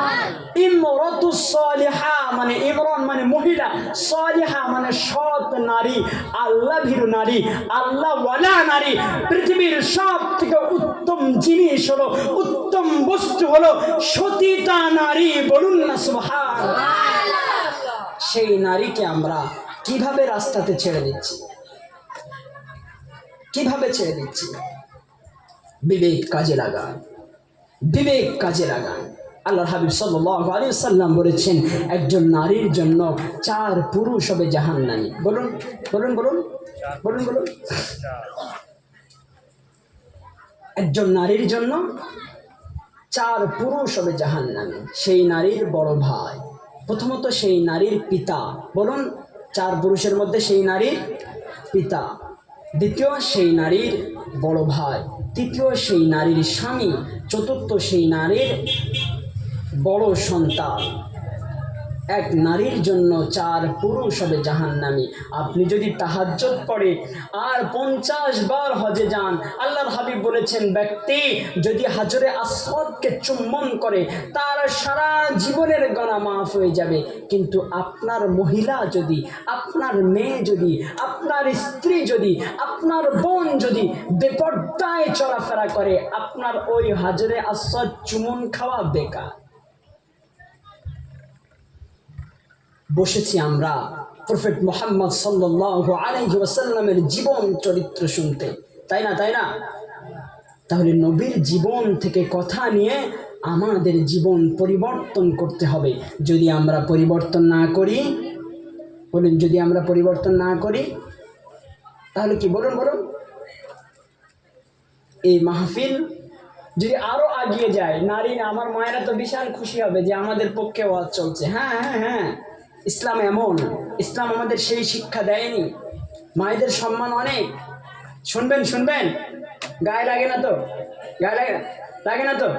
আমি কিন্তু কাউকে অনেকদিন আগে আসতাম, কাউকে কারোর ব্যক্তিত্ব কিন্তু জানি না, কে কেমন কারোর ব্যক্তিত্ব জানি না, কিন্তু দায়িত্ব কথা বলার, কথা বলছি, এটা দায়িত্ব, আমি দায়িত্ব মনে করে বলছি। আমি যে আসলাম কিয়ামতের ময়দানে, আল্লাহ আমাকে বলবে, অজিবর রহমান তুমি তো গেলে বন্ধুর বাড়ি, 5,000 টাকা নিয়ে আসলে, ভালো বিরিয়ানি, বিশাল মাইকে অনেক কথা বলে চলে আসলে, মানুষকে কাঁদিয়ে আর সুবহানাল্লাহ আলহামদুলিল্লাহ বলে, কিন্তু ইসলামের হক দাওয়াতরা যে রোগ, আচ্ছা রোগ হয়েছে আমার জ্বরের, আর আমি যদি পায়খানার ঔষধ খাই জ্বর সারবে? বলুন, হয়েছে আমার জ্বর আর আমি খাচ্ছি ব্যথার ঔষধ, সারবে? তাহলে যেটা হয়েছে সেই ঔষধ তো দিতে হবে। জাতির অবস্থা কি? আর আমি কবরের জাহান বিশাল ঘটনা বলে চলে গেলাম।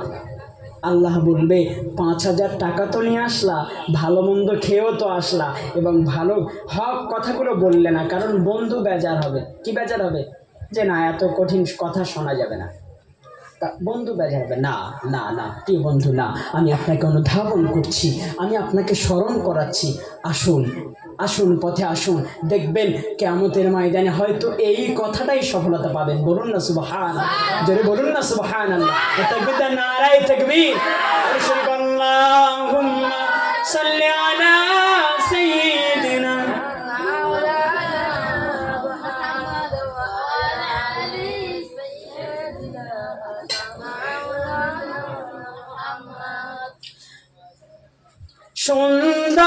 সুন্দরতম আখলাখ ছিল দয়ার নবীজি, দিনের তরে ছিলেন তিনি অতি দরদি। বলুন না সুবহানাল্লাহ। সুন্দরতম আখলাখ ছিল দয়ার নবীজি, দিনের তরে ছিলেন তিনি অতি দরদি।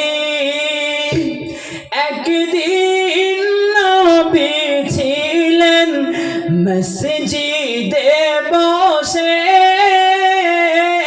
হঠাৎ এক ইহুদি এসে পেশাব করে মসজিদে। রাগের চোটে দয়ার নবী কিছু বলেননি তাকে, বরং তাকে মধুর সুরে নিজের কাছে ডাকে।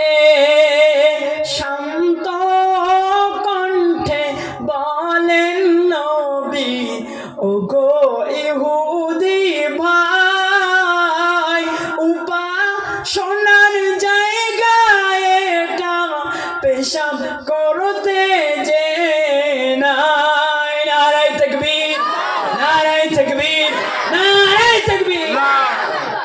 আল্লাহর হাবিবের ব্যবহার, আল্লাহর হাবিব এমন ছিলেন। আল্লাহর হাবিব মসজিদে বসে আছেন, ইন দ্য মিন টাইম একজন কাফের, একজন ইহুদি এসে মসজিদে পেশাব করছে। কোথায়? মসজিদে। গল্প শুনবেন, আমি রাসূলের বায়োডাটা অফ প্রফেট মুহাম্মদ সাল্লাল্লাহু আলাইহি ওয়াসাল্লাম, রাসূলের জীবন শুনতে শুনে বসেছি এখানে। আচ্ছা বাদ দেন গায়ের কম, আমার ভাই গায়ের কমে যে রামকৃষ্ণ, রামপদ বা শ্যাম যে ভাইরা আছে এদের কথা বাদ দেন। আমার ভাই যদি মসজিদে পেশাব করে আপনি ছেড়ে দেবেন? দেবেন? দেবেন? গায়ের কমে ভাইরা বাদ দেন, বর্তমান পৃথিবীর অবস্থা খুবই শোচনীয়, খুবই খারাপ। যদি আমার ভাই মসজিদে পেশাব করে ছেড়ে দেবেন? গায়ের কম তো আলাদা ব্যাপার। যদি আমার গায়ের কমের ভাইদের মন্দিরের সামনে গিয়ে যদি আমরা খারাপ ব্যবহার করি, তারা আমাদের ছেড়ে দেবে? দেবে? দেবে? ছেড়ে দেবে? একটা বিশাল কিছু তৈরি হয়ে যাবে না? আল্লাহর হাবিব সাল্লাল্লাহু আলাইহি সাল্লাম মসজিদে বসে আছেন। ইন দ্য মিন টাইম একজন ইহুদি এসে পেশাব করতে শুরু করলো।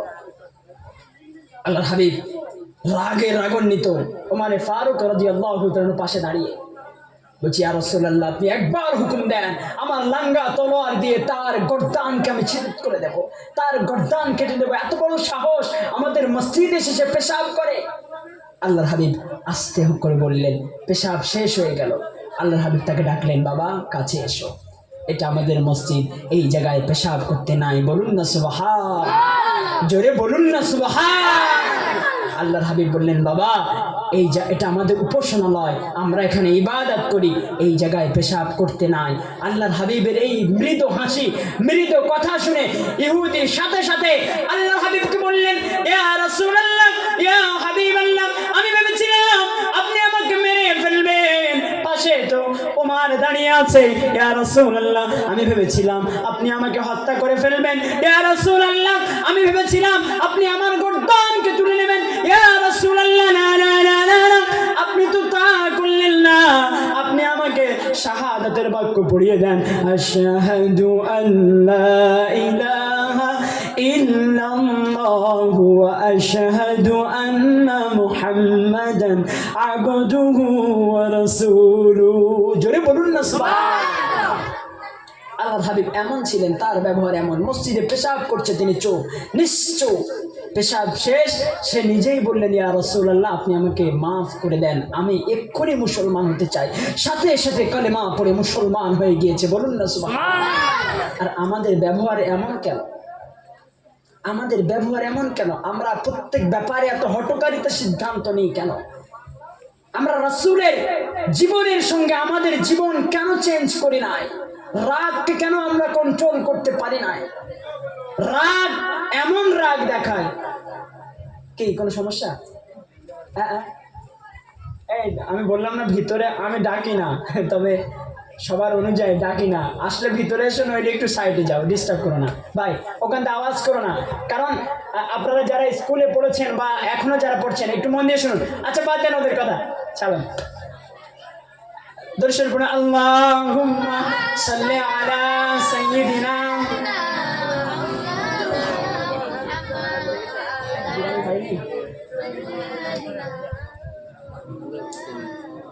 মানে বিষয়টি হচ্ছে, যখন ক্লাস চলে, যদি আমি তত বড় শিক্ষিত মানুষ নই, যখন ক্লাস চলে ছাত্ররা যদি ডিস্টার্ব করে, শিক্ষকের কি ভালো লাগে না। আর যখন ছাত্ররা মনোযোগ দিয়ে শোনে আর পাশে আর একজনের কলম দিয়ে কাটি দেয়, তখন কি তারও রাগ হয়, সে অভিযোগ করে। তো আমি কথা বলছি, জানি না আপনাদের কেমন পছন্দ হচ্ছে, মনে হয় শুনছেন। সিনিয়র ভাইরা, আপনারা আওয়াজ করে ডিস্টার্ব করবেন না। আসলে আপনাদের জন্য ভিতরে আসুন, আর না আসেন তো সরে যান, আওয়াজ করবেন না, ডিস্টার্ব হচ্ছে। কারণ এখান থেকে মায়েরা, আপনাদের জন্য তো এত আওয়াজ, কি হলো? আওয়াজ বন্ধ করুন। আপনাদের জন্য তো এতই আওয়াজ বন্ধ করুন। কিয়ামতের ময়দানে আল্লাহ রাব্বুল আলামিন নারীকে জিহ্বা ধরে টান দেবে। বলুন, নারী জিহ্বা ধরে টান দেবে। কতদূর একজন নারীর আওয়াজ তার যতদূর পৌঁছেছে। ধরুন আমি এখান থেকে আওয়াজ দিচ্ছি, আমার কথাটা ওই মনসুরমার বাজার পর্যন্ত গিয়েছে, একজন নারীর জিহ্বা তত দূর নিয়ে যাওয়া হবে। আর জাহান্নামের অগ্নি দ্বারা তার জিহ্বাকে ছেদ করা হবে, জিহ্বাকে টাচ করা হবে। কেন কেন কেন? কারণ কি? কারণ কি? জোরে কথা বলেছেন, আরেকটু শুনবেন। নারীদের পক্ষে বিপক্ষে দুইটিই বলবো। আল্লাহর হাবিব সাল্লাল্লাহু আলাইহি ওয়াসাল্লাম, নবী মুহাম্মদুর রাসূলুল্লাহ সাল্লাল্লাহু আলাইহি ওয়াসাল্লাম জিবরিল আমিন আলাইহিস সালাতু সালামের সঙ্গে জাহান্নাম পরিদর্শন করতে গেলেন, জাহান্নাম দেখতে গেলেন। জাহান্নামে গিয়ে দেখছেন, জাহান্নামের দরওয়াজাতে দেখছেন এক শ্রেণীর মহিলা, যাদের মাথাতে জাহান্নামের দুইটো পাখি দংশন করছে। করুন, জাহান্নামের দুইটি পাখি। মায়েরা ভালো করে শুনবেন, ভালো করে শুনবেন। আল্লাহর হাবিব জাহান্নামের দরওয়াজাতে দেখছেন এক শ্রেণীর মহিলাদের মাথাতে জাহান্নামের পাখি দংশন করছে, তাদের মাথা মাথার ঘিনুগুলো তুলে তুলে তুলে তুলে খাচ্ছে। ঘিনু শেষ হয়ে যাচ্ছে, আবার ঘিনু তৈরি হচ্ছে, ঘিনু শেষ হয়ে যাচ্ছে, আবার ঘিনু তৈরি হচ্ছে। আল্লাহর হাবিব বললেন, আল্লাহর হাবিব সাল্লাল্লাহু আলাইহি সাল্লাম বললেন, ওগো জিবরাইল, ওগো জিবরাইল, ওগো জিবরাইল, ওরা কারা, ওরা কারা? ওদের মাথায় কেন জাহান্নামের দুটো পাখি দংশন করছে? ওরা কেন ঘিনুগুলো তুলে তুলে খাচ্ছে? হযরত জিবরিল আমিন আলাইহিস সালাম বললেন, ক্বালা হাউলা ইয়া রাসূলুল্লাহ। জিবরিল আলাইহিস সালাম বললেন, ওগো ইয়া রাসূলুল্লাহ, ওরা ওই সমস্ত নারী, ওরা যখন পৃথিবীতে চলাফেরা করত, ওরা যখন পৃথিবীতে চলাফেরা করত, সেই সময় তাদের স্বামী যদি তাদের সামনে আসতে কথা বলতো, তারা চিৎকার করে উত্তর দিত। বলুন বলুন, যেমন স্বামীর স্ত্রীর মর্যাদা তেমন স্বামীর মর্যাদাও তেমন। ইয়া রাসূলুল্লাহ, তারা যখন পৃথিবীতে থাকতো, স্বামী যখন আসতে কথা বলতো, তারা চিৎকার করে উত্তর দিত এবং মাথাতে কাপড় দিত না। ইয়া রাসূলুল্লাহ, সেজন্যই আল্লাহ তাআলার বিচার কাল কিয়ামত পর্যন্ত দুইটি পাখি তাদের মাথাতে দংশন করতে থাকবে, তাদের মাথা ঠুকরাতে থাকবে, তাদের মাথার ঘিনুগুলো তুলে তুলে খেতে থাকবে। আল্লাহর হাবিব আরেক শ্রেণীকে দেখলেন, তাদের বুকে জাহান্নামের দুইটি সাপ দংশন করছে। ওগো প্রিয় মুসলিম জনতা, ওগো প্রিয় বন্ধু, ওগো মায়েরা, গভীর মন দিয়ে শুনবেন, জাহান্নামের সাপ, পৃথিবীর সাপ কামড় দিলে আমরা 1 ঘন্টা 2 ঘন্টা 3 ঘন্টা 4 ঘন্টা পরে আমরা মারা যাই। আর জাহান্নামের সাপের এমন বিষ যদি পৃথিবীতে একবার দংশন করে, টোটাল পৃথিবীতে আর কোনো সবুজ তৃণলতা আর জন্মাবে না। সেই সাপ প্রত্যেক নিহত বুকেতে কামড় দিতে আছে, বুকে দংশন করতে আছে, বুকেতে কামড়াচ্ছে। সেই সময় আল্লাহর হাবিব সাল্লাল্লাহু আলাইহি সাল্লাম বললেন, ও ভাই জিবরাইল, ওরা কারা? ওদের বুকে কেন জাহান্নামের দুইটি সাপ দংশন করতে আছে? সেই সময় হযরত জিবরিল আমিন আলাইহিস সালাম বললেন, ক্বালা হাউলা ইয়া রাসূলুল্লাহ, ওরা ওই সমস্ত নারী, ওরা যখন পৃথিবীতে চলাফেরা করত, ওরা ওদের বুকেতে কাপড় দিত না, ওরা বুক উঁচু করে চলত, পুরুষ পর পুরুষকে দেখে দেখে চলত, তারা নিজেকে আবৃত্ত করত না। সেজন্যই দয়াময়ের বিচার কাল কিয়ামত পর্যন্ত তাদের বুকেতে দুইটি সাপ দংশন করতে থাকবে। ওগো মায়েরা, আপনাদের সম্মান এমন, আল্লাহর হাবিব বললেন, আমার বর্তমানে শ্রেষ্ঠ সম্পদ হলো সৎ নারী, সতী নারী। আর আপনাদের ব্যবহার যদি এমন হয়, আপনাদের যদি লজ্জা না থাকে, আপনাদের যদি নারীদের গুণ হলো লজ্জা করা, নারীদের বৈশিষ্ট্য হলো লজ্জাবতী হওয়া, নারীদের বৈশিষ্ট্য হলো আবৃত্ত থাকা, নারীদের বৈশিষ্ট্য হলো শেপ থাকা, সেই নারী যদি বিশাল উদাহরণের সঙ্গে চলাফেরা করে, মহান রব্বুল আলামিনের বিচার। আল্লাহর হাবিব সাল্লাল্লাহু আলাইহি সাল্লাম আরেক শ্রেণীর মহিলাকে দেখলেন, তাদের পায়েতে জাহান্নামের দুইটি বেড়ি, জাহান্নামের আগুনের বেড়ি। আমাদের মায়েরা যেমন নেপুর পরে, মায়েরা যেমন নেপুর পরে, জাহান্নামের দুইটি বেড়ি তাদের পায়ে লাগানো রয়েছে। আল্লাহর হাবিব সাল্লাল্লাহু আলাইহি সাল্লাম জিবরিল আমিন আলাইহিস সালাতু সালামকে বললেন, ওগো ভাই জিবরাইল, ক্বালা হাউলাই, ওগো ভাই জিবরাইল, ওরা কারা? মান হাউলাই, ওরা কারা? হযরত জিবরিল আমিন আলাইহিস সালাতু সালাম বললেন, ক্বালা হাউলাই ইয়া রাসূলুল্লাহ, ওরা ওই সমস্ত নারী, ওরা যখন পৃথিবীতে চলাফেরা করত, স্বামী বাপ, স্বামী বাপ, স্বামী বাপ, অভিভাবক ছাড়া তারা একা একা যেখানে সেখানে চলে যেত। তাই দয়াময়ের বিচার কিয়ামত পর্যন্ত তাদের পায়েতে জাহান্নামের আগুনের বালা পরানো থাকবে। শুনছেন? আওয়াজ কম করুন মায়েরা, আপনাদের সম্মান অনেক, আপনাদের সম্মান অনেক। আমি আপনাদের পার্সোনালিটি কাউকে চিনি না, তবে আমি আপনাদেরকে স্মরণ করাতে চাইছি, আওয়াজ বন্ধ রাখুন, নিজেকে সেফ রাখুন। নারীদের বৈশিষ্ট্য হলো বাড়ির ভিতরে থাকা, নারীদের বৈশিষ্ট্য হলো বাজারে না যাওয়া, নারীদের বৈশিষ্ট্য হলো নিজেকে সেফ রাখা, নারীদের বৈশিষ্ট্য হলো কলার ভিতরে থাকা। একটা লজেস, সামান্য 1 টাকার লজেস যদি তার কাগজ ছিলে যদি জমিনে ফেলে দেওয়া হয়, আর লজেস নিয়ে যদি একজন পাগলকে দেওয়া হয়, আচ্ছা পাগল কি সেই লজেস খাবে? খাবে? পাগল সেই লজেস খেতে পারে? না, কারণ দেখবে লজেসটা হলো জমিনে পড়ে আছে। গো নারী, আপনারা যদি সুন্দর না হন আপনাদের যেখানে সেখানে বিয়ে হয়ে যাবে। আল্লাহর হাবিব সাল্লাল্লাহু আলাইহি ওয়াসাল্লাম বললেন একজন নারীকে বিবাহ দেওয়ার ক্ষেত্রে 4 গুণ লক্ষ্য দেবে। শুনেছেন শুনেছেন শুনেছেন? যদি শোনেন তো বলবো না, এত বেশি বললে আমার রেগে যাবে। আল্লাহর হাবিব বললেন একজন মহিলাকে বিবাহ দেওয়ার ক্ষেত্রে তার 4 গুণকে ফলো করবেন, 4 গুণকে লক্ষ্য রাখবেন।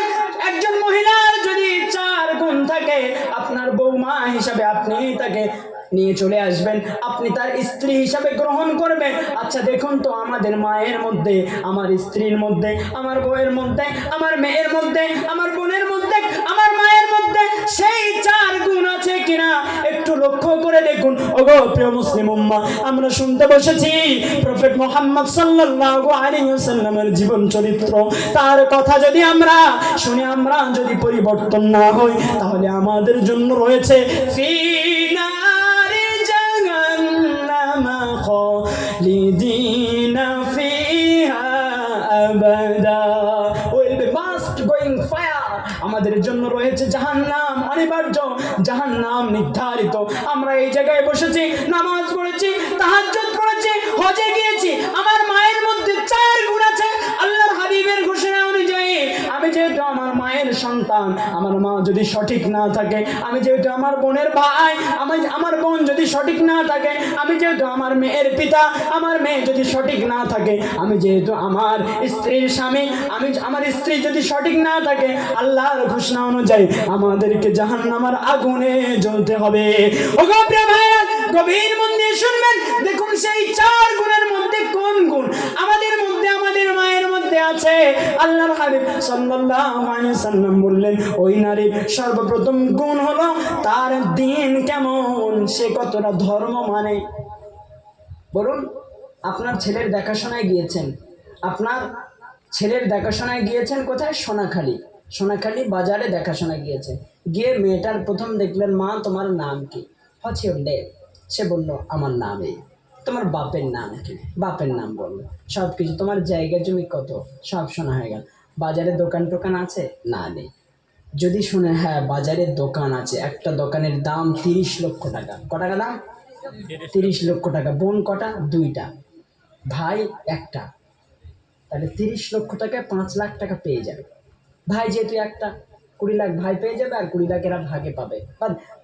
যেহেতু ছেলেরা বেশি পায়, আপনি ভাবছেন না মেয়েটা যদিও কালো হলেও এর টাকা আছে, মাল আছে, মানি পাওয়ার আছে, তাহলে আমার ছেলে বাজারে দোকান করে বিশাল রিলাক্স বুলেট নিয়ে চলবে। উফ, আস্তাগফিরুল্লাহ আল্লাযী লা হাওলা ওয়ালা।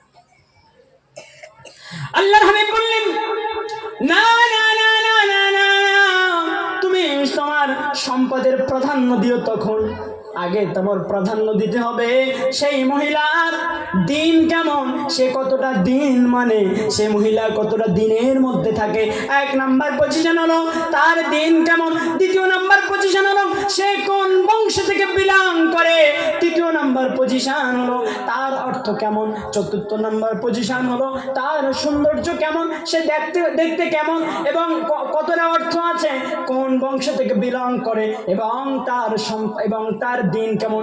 আল্লাহর হাবিব বললেন একজন মহিলার মধ্যে যদি সৌন্দর্য না থাকে, অর্থ যদি না থাকে, বংশ যদি খারাপ হয়, তার শুধু দিন আছে, তোমরা তাকে বিবাহ করে নিয়ে চলে আসো। ওগো প্রিয় ভাইরা, কে হাজি সাহেব আর কে ইমাম সাহেব আর কে হুজুর, সবার বাড়ি একই রকম, দিন বাদে সব পাবেন।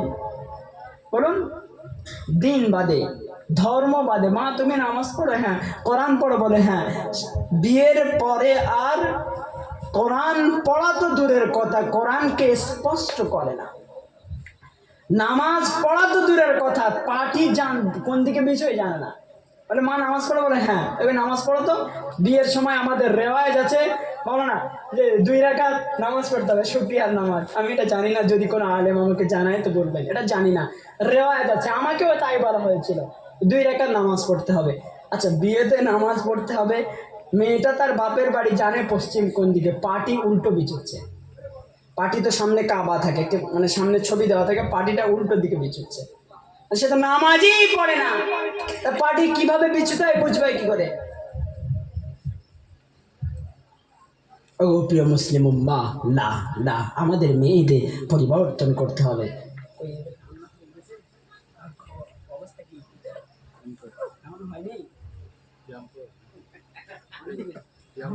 অনেকক্ষণ হয়ে গেল তো, এখন শুনবেন, আরো শুনবেন নাকি? আল্লাহ চাইলে আরো নাই আসবো ইনশাআল্লাহ। অনেকক্ষণ হয়ে গেছে, আমি আবার সে অনেক দূর যাবো। শফিকুল ভাই, ইনশাআল্লাহ সমস্যা নেই, বলতে পারবো সারা রাত, তবে প্রত্যেকদিন বলতে হয় তো, সে নিজেকেও একটু সেফ থাকতে। আবার অনেক দূর যাব, জানি না আবার কার কি মনে রাগ হলো কিনা, সে আবার দোয়া করে কি দোয়া করে আল্লাহই জানে। কোরআনের হক কথা বলতে চেয়েছি। প্রিয় মুসলিম উম্মাহ, গভীর মন দিয়ে শুনবেন, আমি আলোচনা শেষের দিকে আনতে চাইছি। আমি আলোচনা দীর্ঘায়িত করতে চাইছি না।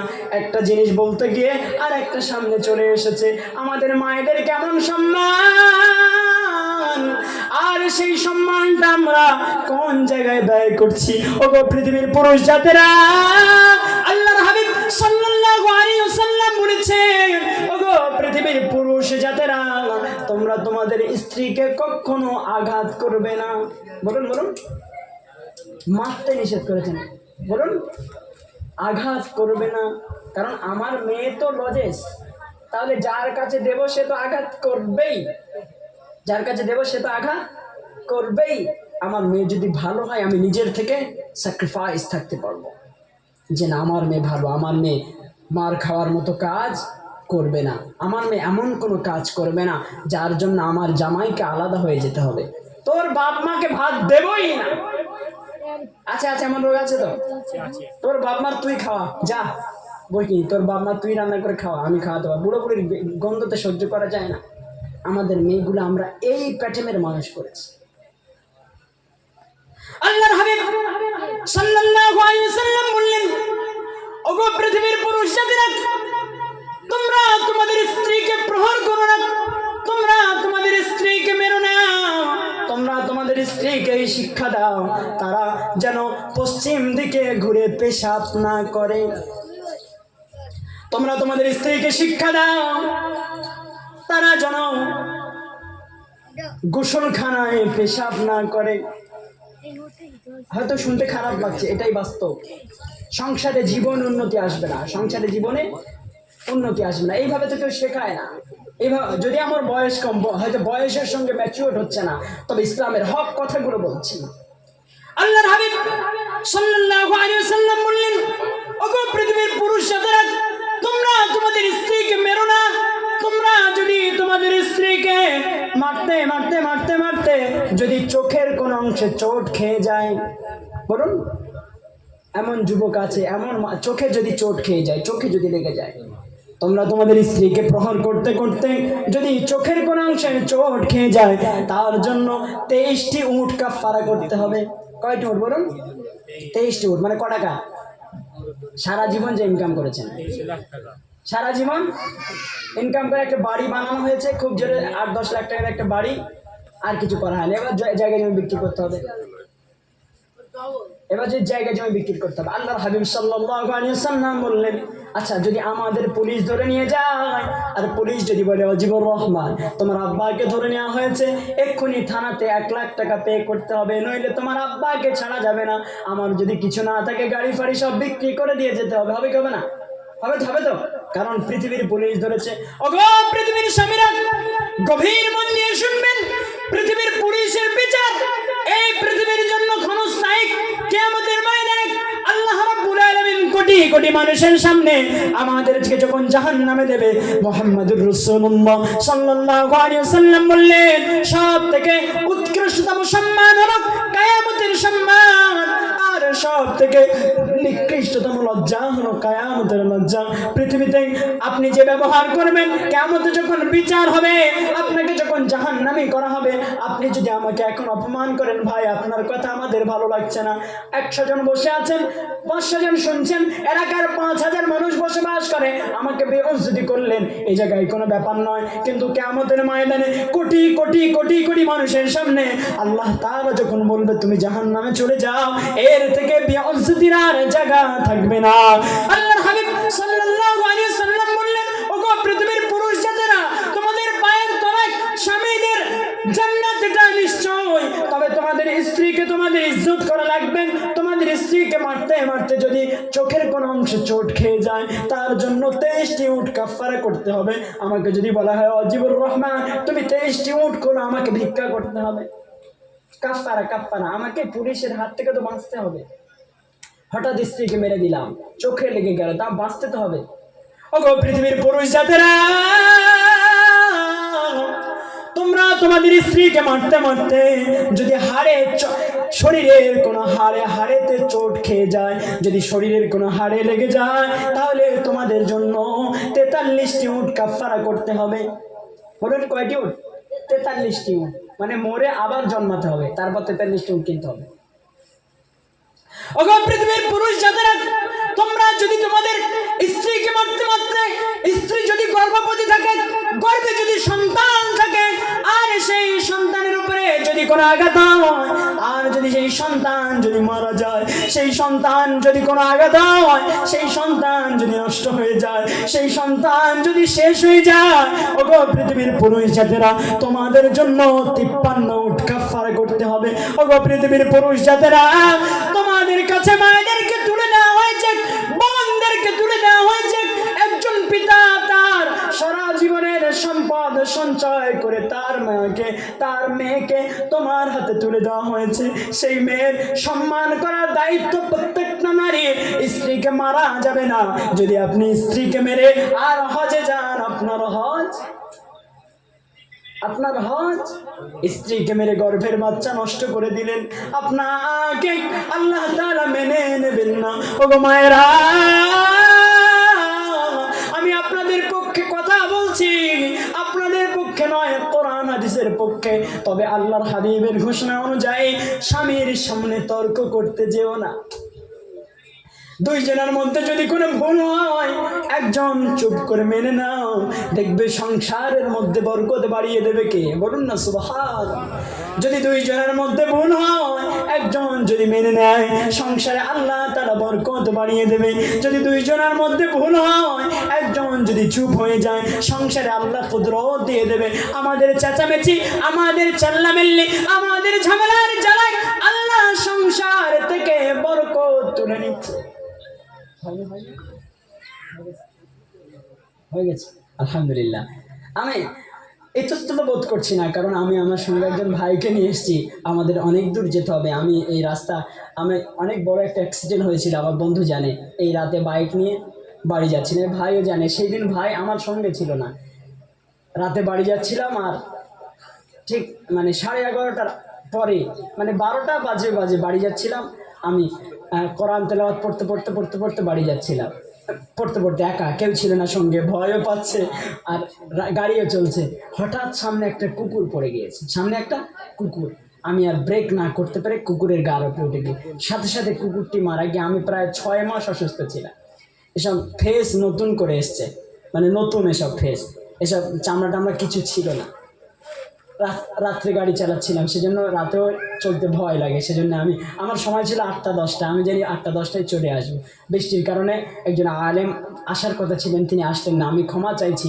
আল্লাহ যদি আবার, আপনারা যে অন্তর দিয়ে শুনছেন, আমার বলতেও ভালো লাগছে, কিন্তু রাত গভীরতার কারণে আবার সব থেকে বড় ব্যাপার, কালকের ফজরের নামাজ কাজা হবে। বলুন, সব থেকে অনেক রাত জাগলে আর ফজরে উঠতে পারবো না। সব থেকে বড় ব্যাপার হলো আমাদের আবার সকলকে প্রবর্তন হয়ে নামাজি হতে হবে। বলুন ইনশাআল্লাহ। আল্লাহ তাআলা আমি যতটুকু বলেছি, আল্লাহ তাআলা আমাদের বলা এবং শোনার থেকে আমল করার তৌফিক নসিব করুন।